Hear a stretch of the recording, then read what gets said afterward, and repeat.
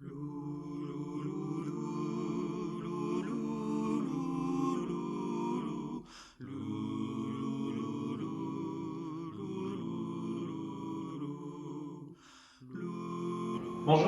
à toutes et bonjour à tous, je suis ravi de vous retrouver une nouvelle fois pour ce culte enregistré.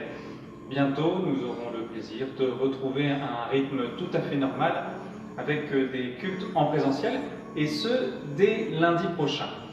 En tout cas, vous avez vu derrière moi, le magnifique sapin a été décoré. Merci à ceux qui ont pris le temps et la peine de mettre ces boules de Noël et ces guirlandes lumineuses qui font de cette sombre période d'hiver une période de joie et de reconnaissance. N'oubliez pas que le mois de décembre est également un mois d'arrivée. De nouveaux étudiants viendront nous rejoindre, que ce soit dans des appartements extérieurs ou au foyer.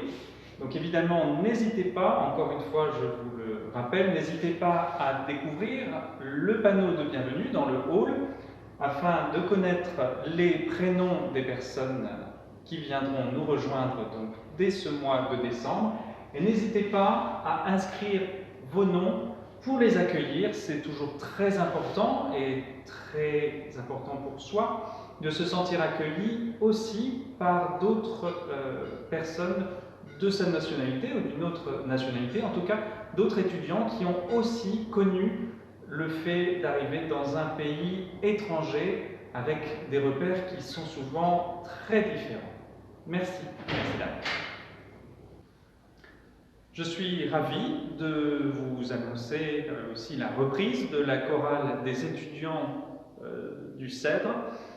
Alors, ce sera pour une période très courte, puisque à partir de ce jeudi midi, juste après les cours du matin, et en préparation du culte de départ de la semaine prochaine, nous aurons donc 2 répétitions.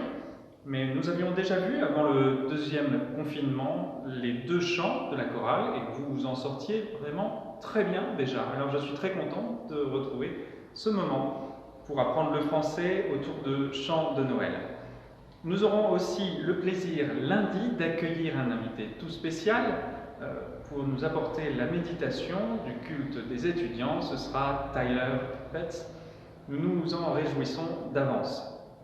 Place maintenant au message de Philippe Hallyday. Psaume 84.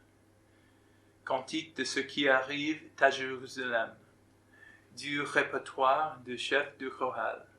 Accompagnement sur l'harpe de Gad. Psaume de fils de Corée. Seigneur de l'univers, comme j'aime ta maison, je meurs d'impatience en attendant d'entrer dans les cours de ton temple. Tout mon être crie sa joie au Dieu vivant. Même le moineau trouve un abri et l'hirondelle un nid où mettre ses petits près de tes autels. Seigneur de l'univers, mon roi et mon Dieu, heureux ceux qui habitent dans ta maison. Ils peuvent t'acclamer sans cesse. Heureux ceux qui trouvent chez toi un refuge. Ils ont dans leur cœur des chemins tout tracés. Quand ils passent par la vallée du mûrier, ils la changent en oasis. Même la pluie d'automne la couvre des bénédictions. À mesure qu'ils avancent, ils gagnent des forces pour se présenter devant Dieu à Sion. Seigneur, Dieu de l'univers, entends ma prière. Écoute, Dieu de Jacob. Dieu, regarde notre bouclier, accueille celui que tu as mis à part.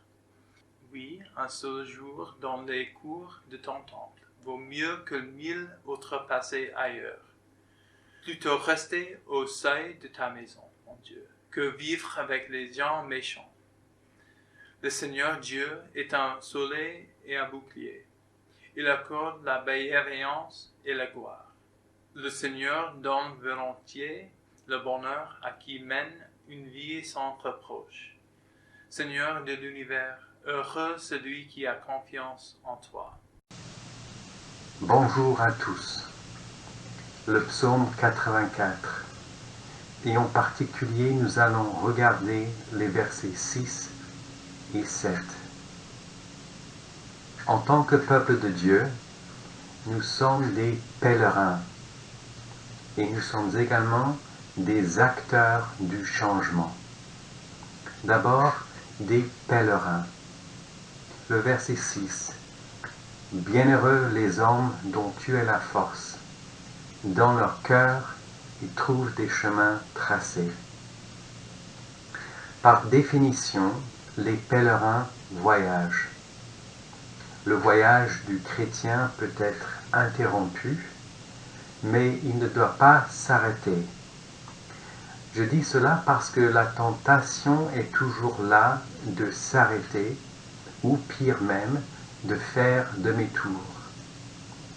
Le pèlerinage est parfois difficile, et l'idée de trouver un endroit tranquille et confortable en cours de route est très attrayante.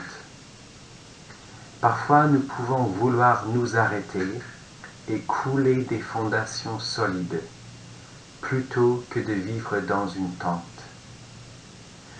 Mais lorsque nous nous accrochons à quelque chose auquel nous ne devrions pas nous accrocher, cela peut pourrir, comme la manne dans le désert. Nous devons toujours être prêts à accepter le changement et à avancer si Dieu nous le demande. Et bien sûr, c'est votre cas, vous aujourd'hui. Nous sommes des pèlerins en route vers Dieu. Mais il y a des choses que nous devons faire en chemin. Le verset 7.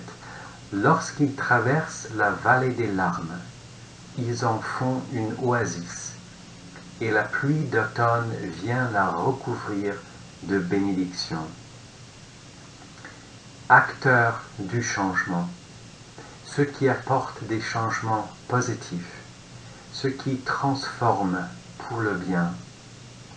Même la vallée des larmes peut être transformée. Il y a une traduction qui parle de la vallée assoiffée. C'était un endroit très aride et stérile.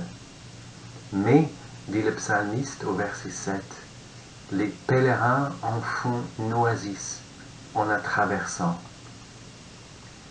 Sur le plan personnel, cette vallée pourrait représenter un certain nombre de peurs ou de problèmes que nous pourrions rencontrer au cours du voyage.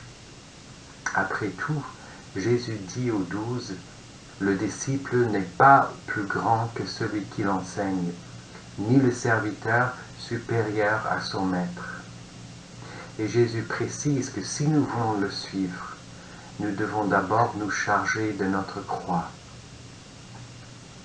Sur le plan collectif aussi, je trouve que cette pandémie de la COVID-19 ressemble un peu à une vallée stérile, bien difficile à traverser.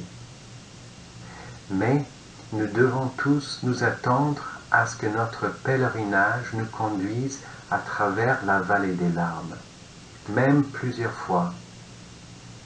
Et pourtant, Dieu ne nous abandonne pas dans cette vallée. En fait, par sa grâce, nous pouvons même rendre la vallée féconde. Le psalmiste nous incite à croire que même dans les situations les plus difficiles, la transformation peut survenir lorsque nous nous tournons vers Dieu. Un des commentateurs parle de la foi qui ose forer, creuser pour chercher des bénédictions dans l'épreuve. Pour ma part, je serais tenté de me contenter de survivre l'épreuve. Mais Derek Kidner nous pousse à cultiver une foi qui ose forer, creuser pour chercher des bénédictions dans l'épreuve. Même dans la stérilité de la vallée des larmes, Dieu promet de verser suffisamment de pluie rafraîchissante pour créer des étangs. Il y a un jeu de mots ici, dans la langue originale, entre étang et bénédiction. Dieu fera pleuvoir des bénédictions, fera apparaître des étangs de bénédictions.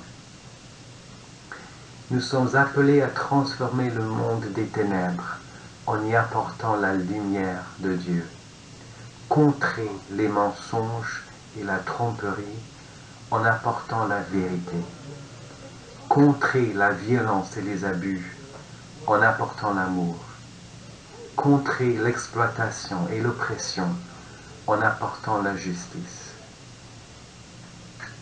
Pèlerins et acteurs du changement, même si cette partie du chemin nous semble assez compliquée ou stérile, ayons la foi pour oser forer, creuser, pour chercher des bénédictions dans l'épreuve. Dieu peut même faire de la vallée des larmes un lieu d'oasis, car il envoie la pluie d'automne pour couvrir la vallée d'étangs de bénédiction. Amen.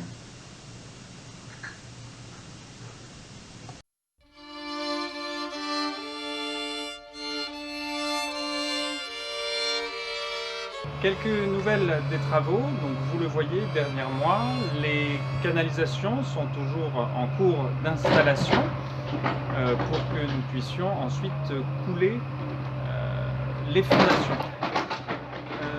Le désamiantage du fond de la chapelle sera fait à partir du 28 décembre et une fois que le désamiantage sera fait, la démolition du fond de la chapelle pourra donc être faite.